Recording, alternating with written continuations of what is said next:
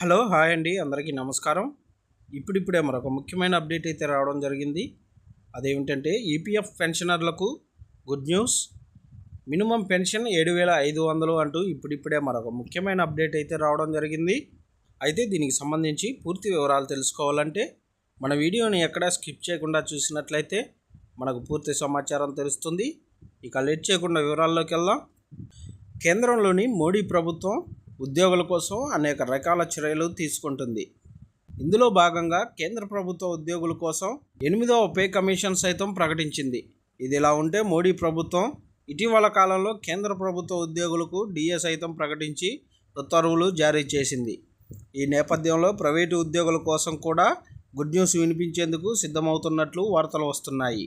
ముఖ్యంగా ఈపీఎఫ్ 95 పెన్షన్దారుల కోసం కేంద్ర ప్రభుత్వం సానుకూలమైన నిర్ణయం తీసుకునే అవకాశం ఉందని పలు వర్గాలు సూచిస్తున్నాయి. ఈపీఎఫ్ 95 పెన్షన్ స్కీమ్ ప్రకారం మినిమం పెన్షన్ 1,000 రూపాయల నుంచి 7,500 రూపాయలకు పెంచాలని సుదీర్ఘకాలంగా డిమాండ్ వినిపిస్తుంది.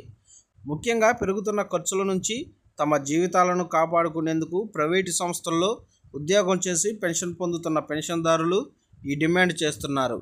గతంలో మినిమం పెన్షన్ 1,000 రూపాయలకు పెంచుతూ 2014 సంవత్సరంలో నిర్ణయం తీసుకున్నారు. అయితే ఇప్పుడు 10 సంవత్సరాలు గడిచిపోయింది. ఈ నేపథ్యంలో పెరుగుతున్న ఖర్చుల కారణంగా కనీస పెన్షన్ మొత్తం కూడా పెంచాలనే డిమాండ్ వినిపిస్తుంది. నిజానికి ఆంధ్రప్రదేశ్ వంటి రాష్ట్రాల్లో సామాజిక వృద్ధాప్య పెన్షన్లు 4,000 రూపాయల వరకు ఉంది. ఇక తెలంగాణ రాష్ట్రంలో 2,000 రూపాయల వరకు పెన్షన్ చెల్లిస్తున్నారు. ఈ నేపథ్యంలో ఈపీఎఫ్ 95 స్కీమ్ కింద పెన్షన్ అందుకునే ప్రైవేటు ఉద్యోగులు తమకు మినిమం పెన్షన్ పలు రాష్ట్రాల సామాజిక వృద్ధాప్య పెన్షన్ల కన్నా తక్కువగా వస్తుందని వాపోతున్నారు. దాదాపు 30 నుంచి 40 సంవత్సరాల సర్వీస్ చేసిన అనంతరం ఇంత తక్కువ పెన్షన్ రావడం వల్ల, వృద్ధాప్యంలో అతి తక్కువ మొత్తంలో పెన్షన్ రావడం వల్ల ఈ ఖర్చులకు ఏమాత్రం సరిపోవడం లేదని వారు పేర్కొంటున్నారు. దీనికి తోడు ఈపీఎస్ 95 జేఏసీగా ఏర్పడి కేంద్ర మంత్రులకు సైతం విజ్ఞప్తి చేసింది.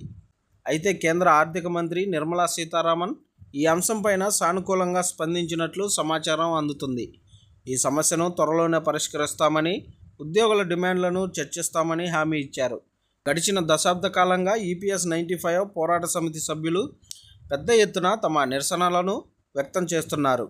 ఇదిలా ఉంటే ఇప్పటికే ఈపీఎస్ 95 హయ్యర్ పెన్షన్ విషయంలో సుప్రీంకోర్టు తీర్పుగా అనుగుణంగా హయ్యర్ పెన్షన్ జారీ చేస్తూ పెన్షన్ పే ఆర్డర్లను ఉద్యోగులకు అందిస్తున్నారు.